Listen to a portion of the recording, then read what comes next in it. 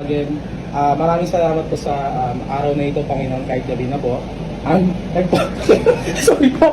Nagpapasalamat po kami, Panginoon, sa binigyan niyo po kami ng opportunity, Lord. Yes, Josie. Josie tuloy. Yes, June. Okay.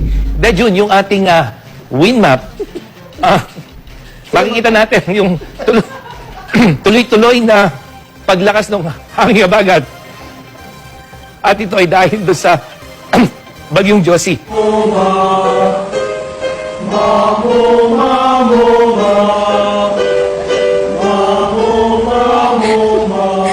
Makikita natin na kahit nasa labas sila ng tindahan, nasa labas sila ng simbahan, ay makikita natin na hanggang sa ngayon, natutupad pa rin yung social distance. At yun na muna ang latest. Nang aman di may kapal.